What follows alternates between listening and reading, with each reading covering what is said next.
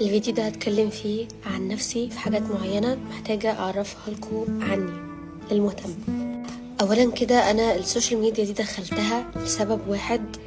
إن أنا طريقي كان ممكن يبقى حاجة تانية خالص، وهي إن أنا أبقى مغنية وأخش مجال الفن بشعري وإن أنا عارفين طبعا مجال الفن بمختلف الاشخاص مع احترامي لجميع الفنانين، بس طبعا لازم تقدم حاجات كتيرة قوي وتنازلات كتيرة قوي عشان تقدر يعني كلبس كطريقة هتغير حاجات كتيرة قوي عشان توصل اللي انت عايز توصل له او تحققه. الا طبعا ناس معينة هي ما قدرتش انها تتنازل عن الحاجات دي، وطبعا كامل احترامي ليها تتحط فوق الدماغ، بس انا طريقي كان هيبقى من الناس اللي هتبقى لازم تتنازل، فانا ما اقدرش اعمل ده لأهلي ولا أنا أقدر أعمل ده. قمت دخلت السوشيال ميديا، صورت فيديوز، كان عندي أمل في ربنا إن أنا أتشهر، مع إن دي برضو ذنوب خلي بالكم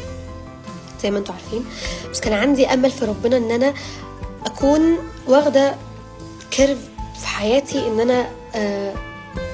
ما اخدش الخطوة دي أو ما اخدش الموضوع ده عشان ما أقدمش التنازلات دي. فقمت بدأت اتعب على محتواي شويه، اغني واقدم الحاجات اللي بحب اعملها، بغني، اطبخ، اهزر، اعمل فيديوهات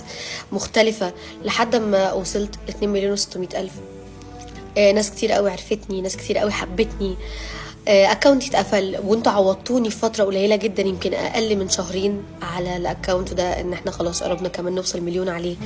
فدي حاجه كبيره ونعمه كبيره من ربنا، نعمه القبول او نعمه ان انا ربنا عالم بنواياي وعارف ان انا قد ايه تنازلت عن حاجات كتيره عشان ربنا، وعشان انا مش عايزه برضو اعمل حاجات كتير تغضبه، برغم ان احنا طبعا كلنا بنعمل حاجات تغضب ربنا، بس اخطاء عن اخطاء بتفرق طبعا، والبنت طبعا بتبقى سمعة وتربية. فحقيقي أنا فخورة بنفسي، يمكن أنت بتشوفني حد عادي زي أي حد، بس أنا بيني وبين نفسي وقدامي وقدام ربنا يمكن أنا عند ربنا أحسن بكتير من ما أنت شايفني. في حتة إن الشخص يتنازل عن حاجات كتير قوي عشان ربنا مش عشان نفسه، فدي حاجة كبيرة ربنا هيعوضك خير بيها. الدرس اللي أنا عايزة أقوله لكم هنا إن أنتوا ما تتنازلوش عن مبادئكم عشان حاجة أنتوا عايزينها، استخيروا ربنا فيها وقرروا إن أنتوا تتنازلوا عنها، ومن ترك شيئا لله عوضه خيرا منه. وربنا عوضني بحاجة تانية خير، أي نعم هي برضو حاجة غلط شوية، ميوزك وحاجات كتير كده، بس على الأقل ذنب عن ذنب يفرق. وانا فرحانه حقيقي ان انا وصلت لان انا فيه، ولسه بسعى وهسعى ومكمله، وان شاء الله معاكم من هنا لحد اما تزهقوا مني.